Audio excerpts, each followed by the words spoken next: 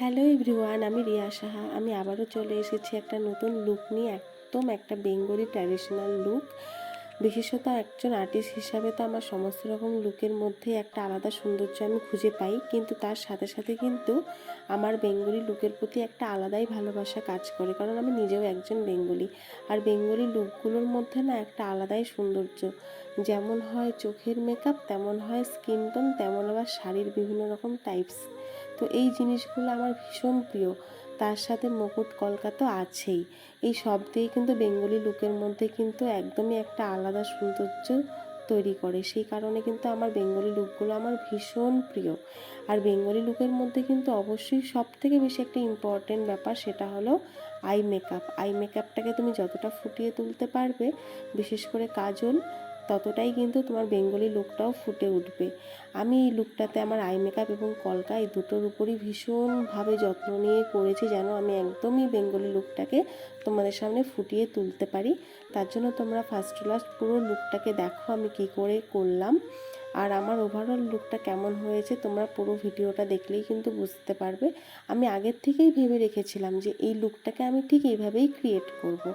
আমি চেষ্টা করেছি যে আমি আমার মনের মতন করে এই লুকটাকে ক্রিয়েট করার। তার জন্য কিন্তু আমি ভীষণভাবে মানে যত্ন নিয়ে প্রত্যেকটা জিনিস মন দিয়ে করেছি। কারণ সব রকম আই মেকআপের সাথে যেমন সব রকম লিপস্টিক যায় না, সেরকমই সব রকম লিপস্টিকের সাথে সব রকম আই মেকআপ বা হেয়ার স্টাইল এগুলোও কিন্তু যায় না।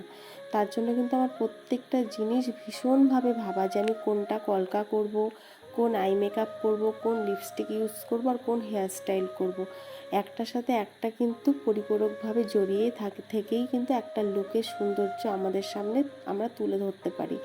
আদারওয়াইজ কিন্তু আই মেকআপ আমরা এক টাইপস করে নিলাম, তারপর আমরা লিপস্টিক অন্যরকম করে নিলাম, এতে কিন্তু কোনো লুক কিন্তু ফুটিয়ে তোলা সম্ভব না। যদিও ওই জিনিসগুলো আমার অনেক দিনের এক্সপিরিয়েন্সের থেকেই হয়েছে। আগে আমি কিন্তু ভীষণ ভুল করতাম, হয়তো এখনও করি। দিন দিন হয়তো নিজেকে আরও বেশি করে ইমপ্রুভ করে তুলব, কিন্তু এই জিনিসগুলোও কিন্তু বুঝতে আমাদের অনেকটা সময় লেগে গেছে। তো তোমাদের দেখো অলমোস্ট লুকটা আমার কমপ্লিট। তো তোমাদের এই লুকটা কেমন লাগলো আমাকে অবশ্যই জানিও। আর লুকের বিষয়ে যদি তোমাদের কোনো রকম কোনো কোয়ারিজ থাকে, সেটাও আমাকে বলো, আমি তোমাদের সাথে কিন্তু অবশ্যই শেয়ার করব। দেখো লুকটা তো অলমোস্ট কমপ্লিট হয়েই গেছে। তো তোমাদের কেমন লাগলো সেটা কিন্তু অবশ্যই জানাবে। আর এই টাইপসের লুকসগুলো কিন্তু তোমরা তোমাদের বিয়েতে অবশ্যই ট্রাই করতে পারো, সেটা তোমাদের বিয়ে হোক বা রিসেপশন। এখন তো অনেকে আছো যারা রিসেপশনও কলকা করতে চাও, তারাও কিন্তু এই টাইপসের লুকগুলো তোমরা ট্রাই করতে পারো, ভীষণই ভালো লাগবে। বললাম না, বাঙালি বলে নয়, যে বাঙালি লুকের মধ্যে একটা আলাদা সৌন্দর্য আছে তার বলতে। আচ্ছা, যাই হোক না কেন, আমি কিন্তু আমার মেকআপের মধ্যে সবসময় চেষ্টা করি একটা সফট, একটা ফ্ললেস একটা ব্যাপার রাখার। আমি চেষ্টা করি যে প্রত্যেকটা মেকআপ যেন সফট থাকে একদম, আর সেটা যেন একদমই একটা সুন্দর একটা সাবেকিয়ানার ব্যাপার তুলে ধরে। সবসময় আমি এটা খেয়াল রাখি আর সবসময়ই চেষ্টা করি করার। আমি কখনোই পছন্দ করি না যে একটা মেকআপ করে পুরো একটা মানুষকেই চেঞ্জ করে দিয়ে তার পুরো আধিপত্যটাই নষ্ট করে দেবো, সেটা আমি কখনোই পছন্দ করি না। তার জন্য কিন্তু আমি সব সময় খেয়াল রাখি এরকমই একটা সফট লুক রাখার। তো এখন কিন্তু বেশিরভাগ লোকজনই আছো যারা খুব সফট মেকআপ পছন্দ করো। আগে যেরকম ছিল যে একটা হ্যাভি মেকআপ থাকবে, এখন অনেকেই আছো যারা হ্যাভি মেকআপ একদমই পছন্দ করো না। তারা কিন্তু এই টাইপের মেকআপগুলো কিন্তু অবশ্যই ট্রাই করতে পারো নিজেদের স্পেশাল দিনে, ভীষণই ভালো লাগবে। আর আজকের যে আই মেকআপটা করা হয়েছে না, এই আই মেকআপটা কিন্তু বলা হয় স্পটলাইট আই মেকআপ।